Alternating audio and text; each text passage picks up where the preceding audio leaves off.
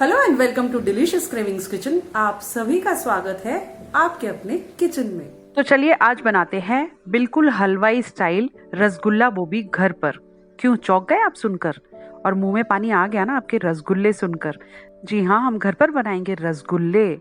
आपको छोटी छोटी बातों का ध्यान रखना है, कुछ टिप्स एंड ट्रिक्स को फॉलो करेंगे तो डेफिनेटली आपके रसगुल्ले भी ठीक उसी तरह से बनेंगे जैसे कि आप हमेशा मार्केट से ले आते हैं हलवाइयों के पास से। तो चलिए बनाते हैं रसगुल्ला, वो भी घर पर, जो सबका फेवरेट होता है। मैं जानती हूँ मेरे ऐसे कई दोस्त हैं जिनके मुंह में अब पानी आ चुका है। कई ऐसे लोग हैं जिनको रसगुल्ले बहुत ज्यादा पसंद आते हैं। तो चलिए शुरू करते हैं। सबसे पहले हम ले लेंगे भैंस का दूध। आप चाहे तो गाय का दूध भी ले सकते हैं। तो मैंने ले लिया है 1 लीटर भैंस का दूध। अब इस दूध को आपको गैस के ऊपर चढ़ा देना है, इसे उबाल देना है। और जैसे ही दूध को एक उबाल आता है, गैस को कर दीजिए ऑफ और इस दूध को आपको चम्मच की हेल्प से इस तरह से चलाना है और हल्का सा ठंडा करना है। केवल 5 मिनट तक आप इसे इसी तरह से ठंडा करते रहिए, क्योंकि अगर आप एकदम गर्म दूध में नींबू निचोड़ेंगे तो डेफिनेटली ये जो छेना है वो बहुत ज्यादा कड़क हो जाएगा और चूई सा हो जाएगा और आपके रसगुल्ले अच्छे नहीं बनेंगे। तो गैस को कर दीजिए ऑफ, इस पतीले को नीचे उतार दीजिए और एक बार फिर से इसे थोड़ा सा चम्मच से चला लीजिए। 5 से 6 मिनट के बाद अब इस दूध को हम फाड़ेंगे। तो ले लीजिए अब 1 से 1.5 नींबू, बड़े साइज के नींबू लीजिएगा, उसमें से जूस निकाल लीजिए और उसे थोड़ा सा छान लीजिए। जितना नींबू का रस निकला है उतना ही आपको इसमें पानी ऐड करना है और उसे अच्छी तरह से मिक्स कर लेना है।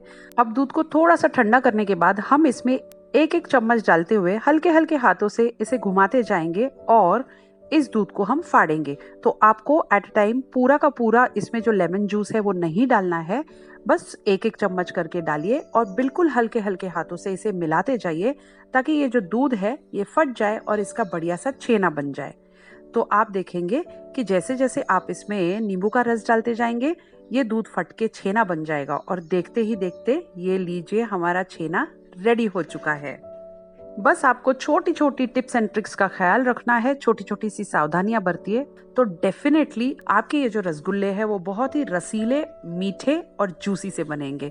तो देखिए अब छेना तो अलग हो चुका है, इसे हम छान लेंगे। तो इसके लिए हम लेंगे एक छोटा सा पतीला, उस पतीले में हम डाल देंगे एक छन्नी या फिर स्ट्रेनर। और अब ले लीजिए एक सूती मलमल का कपड़ा या फिर घर में जो रुमाल आप यूज करते हैं वो ले सकते हैं। आपको रुमाल को इस तरह से हल्का सा अंदर दबा देना है और एक कैविटी बनानी है। अब इसमें हम डालेंगे ये छेना ताकि ये पानी और छेना दोनों अलग हो जाए और छेने को अलग करके हम इस रुमाल से अच्छी तरह से निचोड़ लेंगे। तो अब ले लीजिए एक बड़ा सा चम्मच, इससे हल्का हल्का आपको इस छेने को इस तरह से चला लेना है और पानी को दबा देना है ताकि पानी अलग हो जाए। अब आपको लेना है ये रुमाल, इसे निचोड़ना है। अब इसे अच्छी तरह से निचोड़ लीजिए और इसका पूरा पानी अलग कर लीजिए। इस पानी को बिल्कुल भी ना फेंकना क्योंकि इसमें बहुत ज़्यादा न्यूट्रिएंट्स हैं। इसे इस्तेमाल कर सकते हैं आप आटा गूंदने के लिए या फिर सब्जी बनाने के लिए या फिर इसे सिंपली पौधों में डाल दीजिए। अब ले लीजिए पोटली, इसे खोल लीजिए और आपको ठंडे पानी से इसे धोना है ताकि इसकी पूरी खटास निकल जाए। जो नींबू हमने इसमें डाला था उसकी वजह से ये छेना जो है खट्टा सा हो जाता है। तो बस हाथों से इस तरह से थोड़ा थोड़ा सा इसे पानी डालकर धो लीजिए और इस पानी को भी आपको अलग करना है। अब इस रुमाल को फिर से आप पोटली बना दीजिए, इस पानी को भी निचोड़ दीजिए और पूरा पानी आपको इसमें से निकाल लेना है। बस इसे दबा दीजिए और इसके ऊपर रख दीजिए थोड़ा सा वेट ताकि ये पूरा जो पानी है, एक्सेस पानी है, वो निकल जाए। 5-10 मिनट के बाद जब आप वेट हटाकर देखेंगे तो आप देखेंगे इस छेने में से पूरी तरह से पानी निकल चुका है। अब इस पतीले को भी हटा दीजिए और ले लीजिए एक बड़ी सी थाली। अब इस थाली में निकाल दीजिए इस छेने को। तो देखिए जब हम रुमाल खोलेंगे तो आप देखेंगे ये छेना पूरी तरह से ड्राई हो चुका है, इसमें बिल्कुल भी पानी नहीं है। हाथों से इस तरह से हल्का सा इसे क्रम्बल कर लीजिए और इस थाली में अब इसे ट्रांसफर कर दीजिए। आपको अब इसे थोड़ा थोड़ा करके हाथों से, हल्के हल्के हाथों से बिल्कुल इस तरह से क्रम्बल करना है ताकि ये बहुत ही सॉफ्ट डो में कन्वर्ट हो जाए, जैसे आप घर में आटा गूंथते हैं ठीक उसी तरह से। तो अब डाल दीजिए इसमें एक बड़ा चम्मच कॉर्नफ्लावर या फिर अरारूट, जो इसे बाइंडिंग देगा और जब हम इसे उबालेंगे तो ये बिल्कुल भी टूटेंगे नहीं या फिर फटेंगे नहीं। तो अब कॉर्नफ्लोर डालने के बाद आपको नाजुक हाथों से हल्के हल्के आपको इसे मिक्स करना है। ध्यान दीजिएगा कि बहुत ज़्यादा प्रेशर नहीं लगाना है, वरना ये जो छेना है इसमें से इसका ऑयल निकलने लगेगा।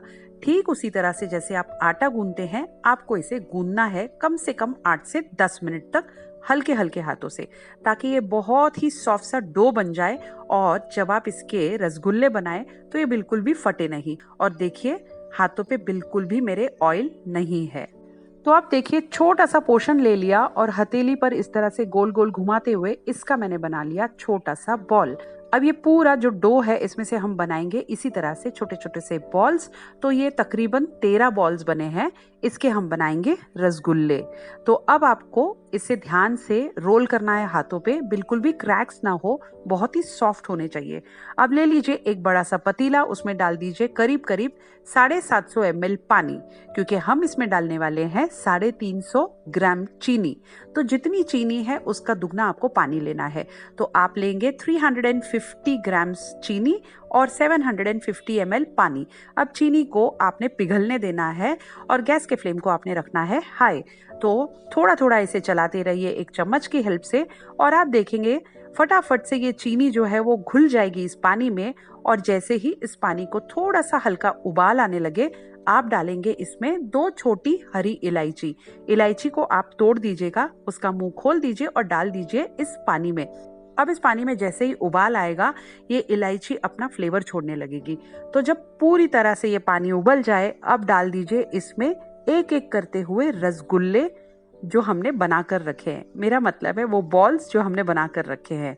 लेकिन ध्यान रखिए आपको एक एक करके ही डालना है, ताकि पानी का टेम्परेचर बिल्कुल भी डाउन ना हो। अब ढक्कन लगाकर इसे 5 मिनट तक उबलने दीजिए हाई फ्लेम पर। ढक्कन को हल्का सा खुला रखिएगा और ढक्कन खोलने के बाद देखिए रसगुल्ले अपने आप ऊपर की तरफ तैरने लगे हैं, ये फ्लोट होने लगे हैं। अब चम्मच की हेल्प से इन्हें पलटा दीजिए, बहुत हल्के हल्के हाथों से पलटाइएगा, ताकि ये बिल्कुल भी टूटे या बिखरे नहीं। देखा आपने, रसगुल्ले बिखरे नहीं हैं, बहुत अच्छी तरह से ये बॉईल हो रहे हैं। एक बार फिर से आपको इन्हें ढक्कन लगाकर 5 मिनट तक इसी तरह से बॉईल करना है हाई फ्लेम पर, लेकिन ढक्कन को हल्का सा खुला रखिए। और ढक्कन हटाकर जब आप देखेंगे तो ये उलटते पलटते हर तरफ से बहुत अच्छी तरह से पक चुके हैं। बस चम्मच को लीजिए, बीचों बीच इस तरह से हिलाइए, ताकि ये अपने आप उलट पलट हो जाए और अच्छी तरह से पक जाए। अब एक बात का ध्यान और रखना है आपको कि ये जो हमने चाशनी बनाई है, ये बिल्कुल भी एक तार की चाशनी ना बने, इसलिए इसमें डालने हैं 2 बड़े चम्मच गरम उबलता हुआ पानी। अगर हम ये नहीं करेंगे तो ये जो चाशनी है ये उबलते उबलते थोड़ी गाढ़ी हो जाएगी और बन जाएगी एक तार की चाशनी। और रसगुल्लों के लिए हमें बिल्कुल भी एक तार की चाशनी की जरूरत नहीं होती है। ठीक जैसे हम गुलाब जामुन के लिए बनाते हैं, उसी तरह से बस चिपचिपी सी चाशनी बनानी है। इस स्टेज पे गैस को कर दीजिए ऑफ, क्योंकि हमारे रसगुल्ले बन चुके हैं। तो इन्हें हमने तकरीबन 15 मिनट तक उबाला था। 2 चम्मच गर्म पानी डालिएगा और देखिएगा कि रसगुल्ले कितने जूसी, कितने सॉफ्ट बनते हैं। हमारे रसगुल्ले तो अब बन चुके हैं। इन्हें मैं इसी तरह से 7-8 घंटे तक इसी चाशनी में रहने दूंगी और सुबह उठकर मैं इन्हें एक बोल में निकाल दूंगी। तो लीजिए, सुबह हो चुकी है, अब मैंने इन्हें बोल में ट्रांसफर कर दिया है और हमारे बढ़िया जूसी मीठे से रसीले से रसगुल्ले तैयार है। देखा आपने कितने अच्छे बने हैं, और देखिए ये कितने जूसी है, कितने सॉफ्ट है। एक हाथ से मैं आपको ये रसगुल्ला तोड़ के बता रही हूँ, और अंदर से देखिए कितना जालीदार है।